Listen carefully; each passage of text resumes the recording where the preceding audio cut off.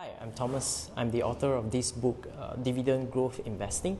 I started writing this book back in 2019 before the pandemic happens with the vision of helping beginners, investors to get started in stock investing. You see, there are many ways to invest in stock, some looking for capital growth and some is income through dividends.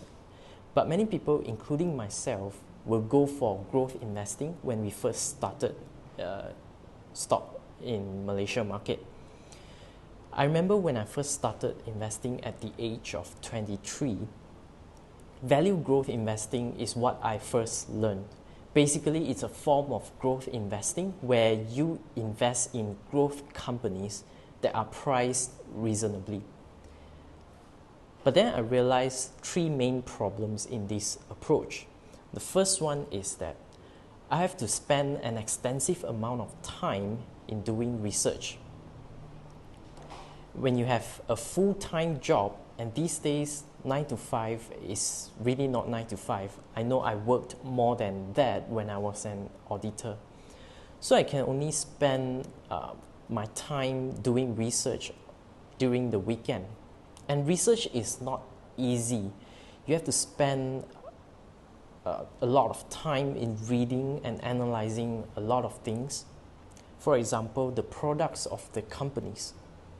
You have to understand the products that the company is selling, the industry trends. You have to make some time to attend AGMs. You have to understand the customer's behavior and why does a customers prefer the products of company A and not company B when they offer the same products. So you have to read a lot of things from your research. You have to analyze these things to gain that insights. I always like this quote from Howard Marks, who is an investor in the US, and he wrote this book, The Most Important Things. And in this book, he quote this: if you want a superior returns, you must have a superior insights. And these insights must be yet to be noticed by the public. And so you have that advantage to take actions and profit from it. So people with family, they may not have such luxury of time, and that's why growth investing may be difficult for them. They may end up following tips or rumors from friends and families regarding a particular stocks, like when it will go up, when it will go down, and they might end up making losses. This leads to my second problems. Most companies that are listed in Malaysia are in cyclical business. Either they are in a commodity-based business or project-based business like constructions or property developer. Usually these types of business has little to no differentiation because one company might be selling steel bar, another company might also be selling the same steel bar, and both their performance might be different, right? And their prices, their pricing of this steel bar may be dependent on the commodity price like steel prices. And so their profit margins are very thin, and any fluctuations in the commodity prices will affect their business performance and hence their share price as well. So if you want to be successful in growth investing in Malaysia, you have to actively manage your portfolio of these cyclical stocks.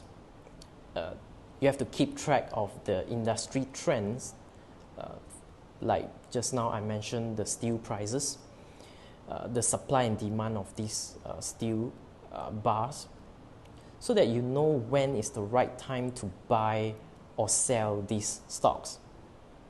But if you're like me, having a full-time job, investing in cyclical companies may not be ideal for you.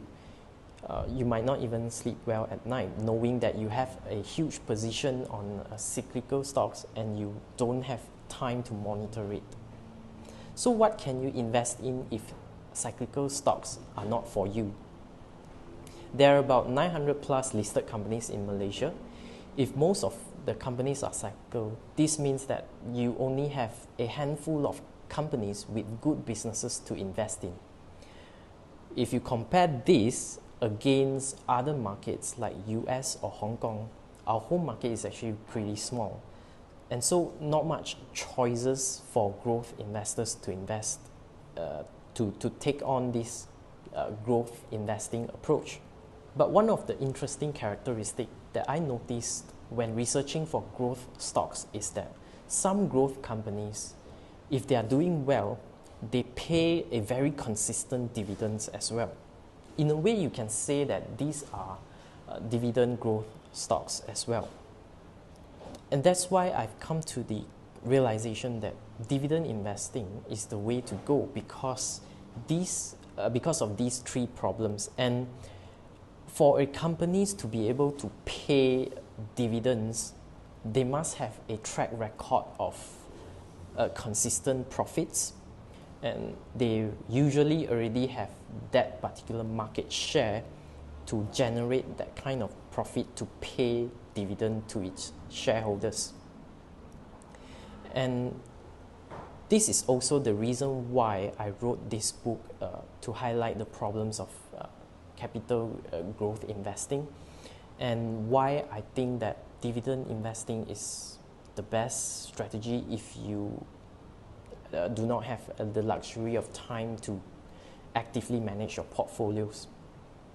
So if you want to know more about it, you can get a copy of this book right now. I hope you gain something out of this book. Happy investing.